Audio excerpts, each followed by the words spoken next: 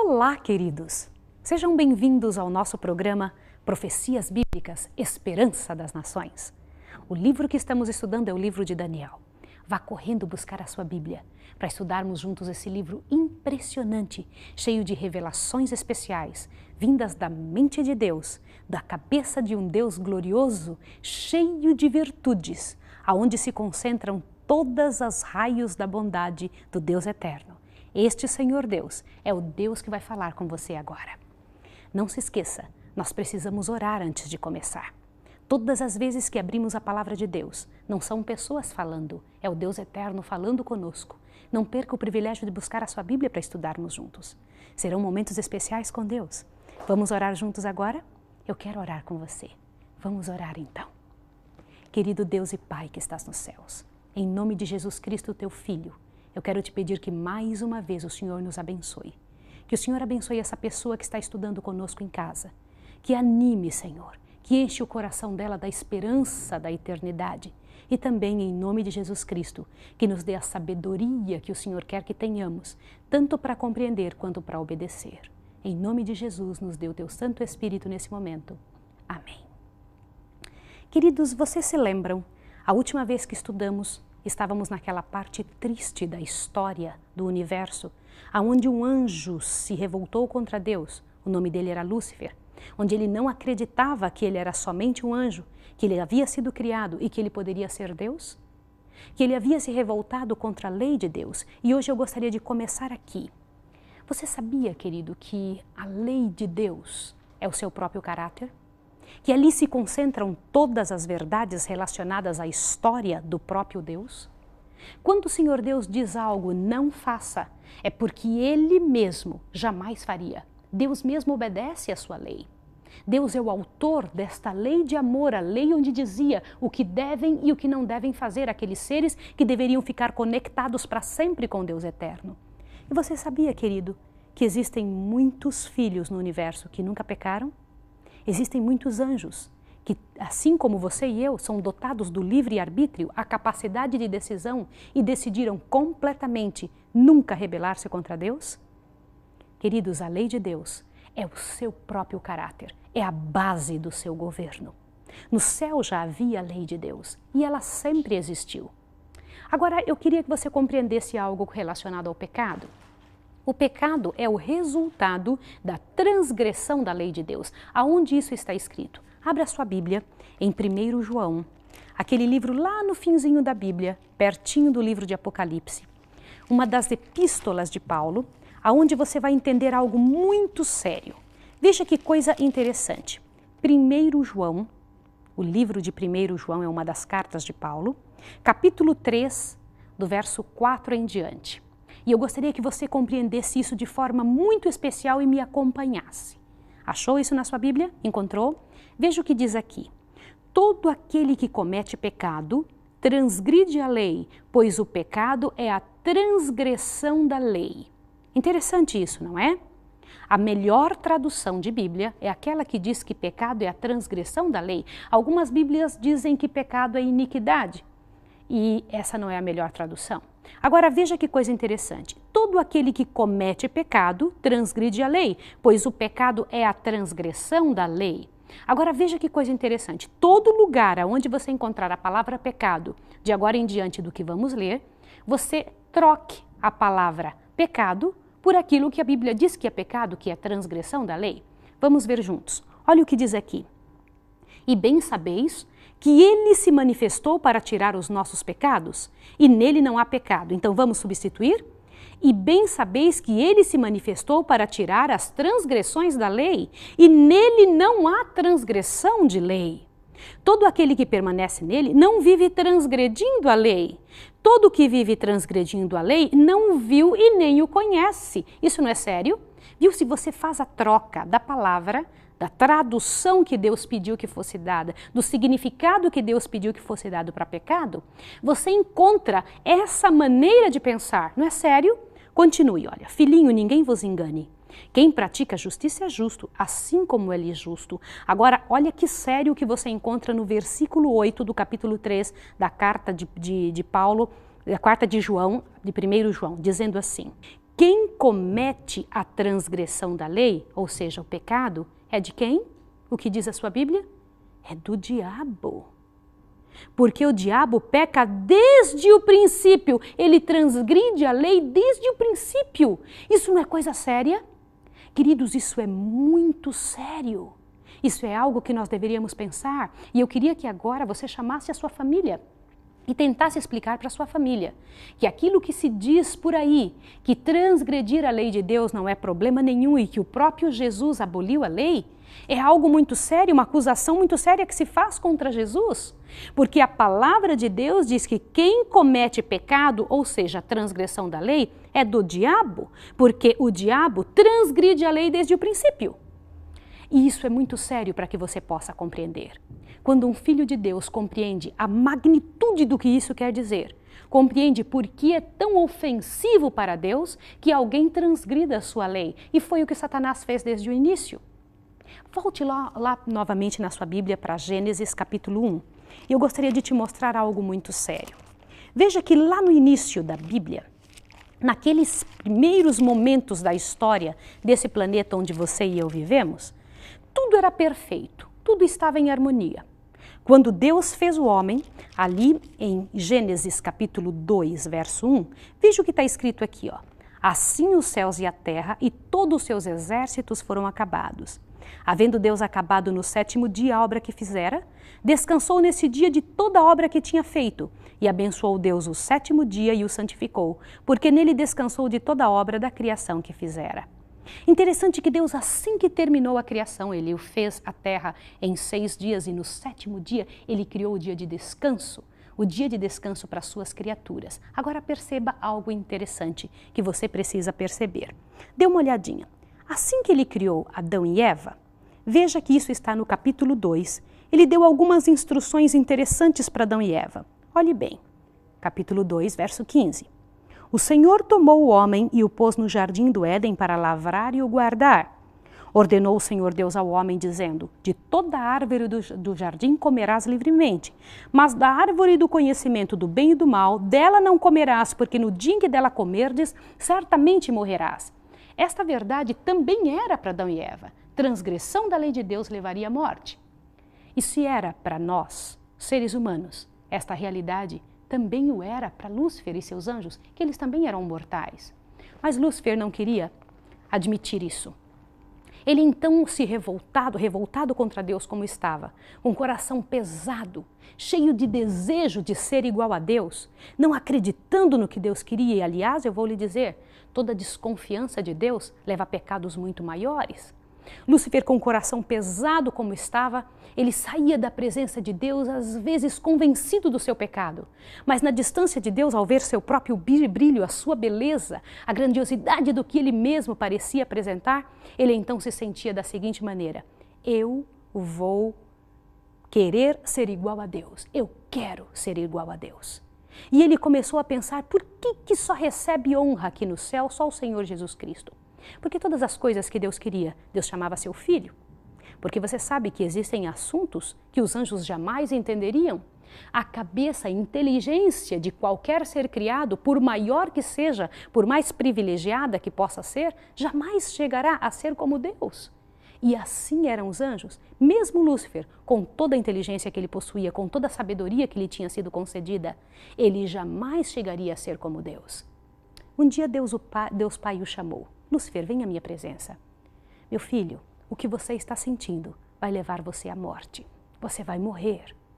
E ele disse, mas pai, por que eu não posso ter a mesma honra que o Senhor Jesus Cristo? Por que não da mesma maneira? Ele queria ser como Deus. Abre a sua Bíblia em Isaías. Dê uma olhadinha o que ali a Bíblia fala a respeito deste detalhe que eu estou falando a respeito da vida dele, da vida de Lúcifer. Isaías 14, verso 12 em diante. Olha o que diz aqui. Como caíste do céu, ó estrela da manhã, filha da alva. Como foste lançado por terra, tu que debilitavas as nações. Agora veja o verso 13. Tu dizias no teu coração, veja que era algo velado. Ele dizia, Eu subirei ao céu, acima das estrelas de Deus exaltarei o meu trono. No monte da congregação me assentarei, nas extremidades do norte. Subirei acima das mais altas nuvens e serei o quê? Semelhante ao Altíssimo. Ele queria ser igual a Deus e ele tinha uma inveja muito grande de Deus. Queridos, isso é coisa muito séria. Algumas pessoas nessa terra também se sentem assim. Sentem que são mais inteligentes do que o Deus eterno, que se as coisas estivessem em sua própria mão, fariam diferente. Querem reformar o governo de Deus, querem fazer a coisa como se estivesse sob seu comando. E infelizmente, tantos de nós sofremos, e não sofremos sozinhos. Somos levados a fazer outras pessoas sofrerem. Foi o caso de Lúcifer. Ele saía da presença de Deus e então ele começava a conversar com os outros anjos e dizer para os outros anjos que a lei de Deus, a maneira como Deus governava o céu precisava de reforma. Que tristeza! Um dia o Senhor Deus chamou todos os anjos em sua presença e lá veio Lúcifer junto com eles, com os outros irmãos. E Deus então deu uma notícia para os anjos do céu. Queridos, eu resolvi criar irmãos para vocês. E os anjos, pai, você vai fazer irmãos para nós? Irmãos, eu resolvi criar irmãos. Eles vão viver em uma filial do céu. Queridos, o que é uma filial do céu? É algo parecido com a matriz, igual à matriz, só que num espaço físico diferente. E o Senhor Deus havia dado essa insinuação para os anjos, dizendo, eu vou criar filhos e eu vou colocá-los numa filial do céu. A este local onde eu vou colocá-los, eu vou chamar de terra. E os anjos, puxa, que maravilha, pai, nós vamos te ver criar. A intenção de Deus era aquele amor que ele tinha em si, poder fazer de forma maior e mais bem produzida, que seu amor fosse trazido a todos os seres e mais novamente a outros seres criados. Quando nós vemos a história da criação dessa terra, vemos que era possuída de um amor muito grande. Em Gênesis 1, o último verso, o Senhor Deus diz ali, que eis que tudo era muito bom, diz a Bíblia. Viu Deus tudo quanto tinha feito e eis que era muito bom. E houve tarde e manhã o sexto dia. Queridos, isso é coisa muito séria. Quando Deus fez essa terra, Ele fez e disse que era muito bom. Assim foi que Deus comentou a respeito desse planeta. Mas infelizmente, Lúcifer, quando ouviu que Deus haveria de criar, ele começou a pensar, Deus agora compreendeu que eu preciso de um espaço maior. Quem sabe Ele vai chamar a mim para criar? E o Senhor Deus disse, quem eu escolhi para criar todos os seres destas filiais do céu é o meu Filho, Jesus Cristo. Todos os anjos devem ter aplaudido, ficado muito felizes naquele momento, muito felizes e cantado. Como a própria Bíblia diz em Jó que todos os filhos de Deus cantaram e rejubilaram quando Deus estava criando essa terra, quando o Senhor Jesus Cristo estava criando essa terra onde você e eu vivemos. No entanto, Lúcifer, no seu coração, sentiu uma inveja e um ódio muito grande de Jesus. E saiu da presença de Deus angustiado, dizendo, nunca mais eu me curvo perante a presença de Jesus.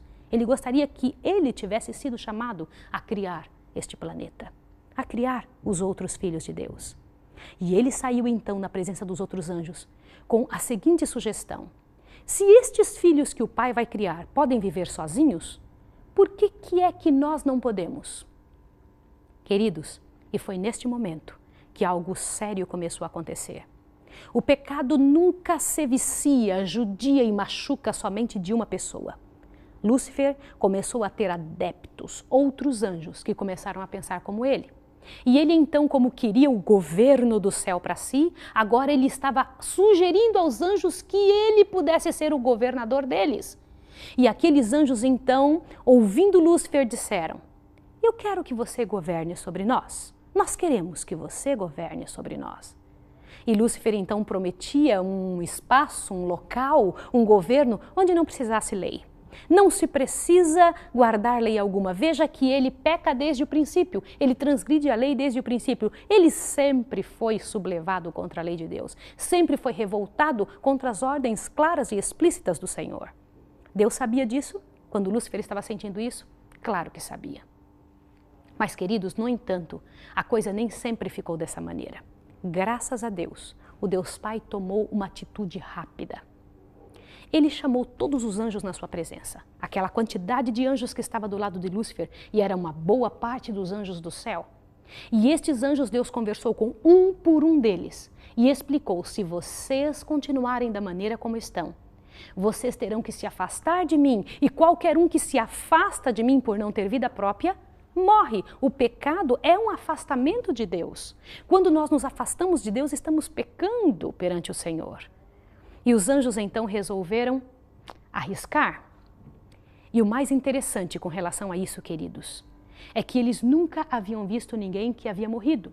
A morte não existia, lembra disso? O Senhor Deus só estava permitindo que Lúcifer fosse avante no que estava sentindo, na intenção de fazer todo o possível para resgatá-lo. Veja que coisa interessante, algumas pessoas se perguntam: mas Maísa, por que Deus não matou a Lúcifer imediatamente? Deus não faz isso, queridos. Deus não toma essa atitude. Deus é além de amor, Ele também é justiça. Além de justiça, Ele também é amor. Quando um filho seu está doente, você joga ele para fora de casa e diz assim: quando você sarar, você volta? Não, você não faz assim. Você cuida daquele filho muito mais do que os outros. E foi o que Deus estava fazendo com Lúcifer. Cuidou, amparou, trabalhou o coração de Lúcifer em todas as formas que Deus podia, para que jamais ele pudesse dizer que nunca teve chance. E foi isso que o Senhor Deus fez com ele. Queridos, foi tanto amor despendido, tanto cuidado ofertado para Lúcifer, que Lúcifer, ele cada dia se sentia um pouco mais importante. Ele dizia: se Deus está fazendo isso comigo, é porque tem alguma fraqueza, quem sabe eu estou certo. E aquela multidão de anjos, queridos, que estavam com Lúcifer, aquele sentimento que eles tinham de que, quem sabe, a morte não existia, quem sabe iam viver muito melhor se estivessem longe de Deus. Foi então que Lúcifer foi expulso do céu. Abra sua Bíblia em Apocalipse 12. Dá uma olhadinha o que Deus revela ali para mim e para você. Em Apocalipse 12 traz algo interessantíssimo que você precisa entender. Aquele acusador dos irmãos, aquele que foi expulso do céu, a história dele é contada de forma muito clara aqui em Apocalipse 12. Olha o que diz aqui. Eu quero que você leia comigo. Faz muita diferença quando a gente lê aquilo que está sendo falado. Apocalipse capítulo 12 diz o seguinte, está escrito em verso 7 em diante. E houve guerra no céu. Miguel e os seus anjos batalhavam contra o dragão. E o dragão e seus anjos batalhavam, mas não prevaleceram, nem mais se achou seu lugar nos céus. E foi precipitado o grande dragão, a antiga serpente que se chama Diabo e Satanás. E ele foi precipitado na terra e seus anjos foram lançados com ele. Você já pensou uma coisa dessa? Ele foi lançado fora do céu, foi expulso de lá. Que tristeza! Alguém que havia sido tão grandemente honrado no céu, agora expulso de lá? Pode imaginar algo dessa natureza? E ele foi expulso. E saiu procurando um lugar onde alguém pensasse como ele.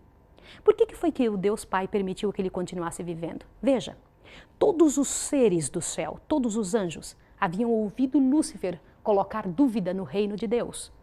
E Deus disse a Lúcifer: eu te dou um prazo, um tempo, para que você demonstre quais são as suas atitudes pelos frutos que você vai produzir. E você sabia que é assim mesmo? Nós demonstramos o que temos no coração a partir daquilo que produzimos. Os nossos frutos mostram o que temos no coração.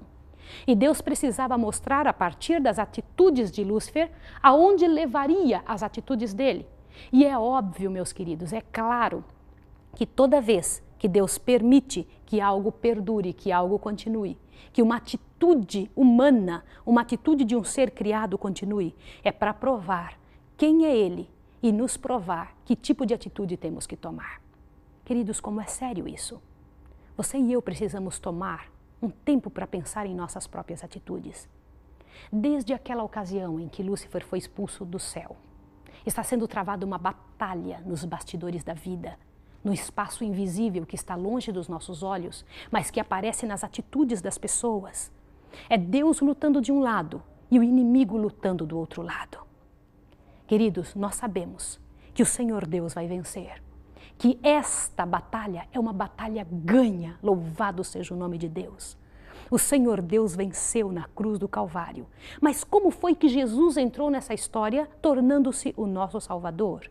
Como foi que ele entrou nessa história, nessa briga, nessa grande luta, fazendo essa parte tão importante que ele atua hoje de forma tão importante como vitorioso nessa história?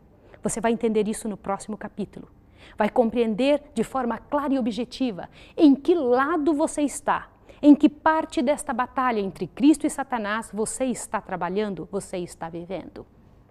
E isso você e eu precisamos compreender. Isso você e eu precisamos abrir de forma clara em nossa mente e em nosso coração essa situação. Quando Deus criou Adão e Eva aqui nessa terra, Ele havia feito o mundo perfeito e só pediu um detalhe para Adão. E eu queria que você pensasse de que maneira que Adão foi feito. Você pode imaginar Adão, aquele que saiu das mãos do Criador, cuja Bíblia diz que ele era semelhança do Deus eterno, semelhança do Deus divino. Pode imaginar que ele tivesse algum detalhe imperfeito? Não, queridos. Ele era totalmente perfeito. Perfeito em sua maneira de pensar, sem uma nódoa de pecado. Não havia um só detalhe nesse planeta que deslustrasse a graça, o poder e a bênção do Deus eterno. E você e eu precisamos entender isso de forma especial. Que toda a história da redenção, toda a história que Deus contou nessa terra, tinha um motivo todo especial para estar acontecendo.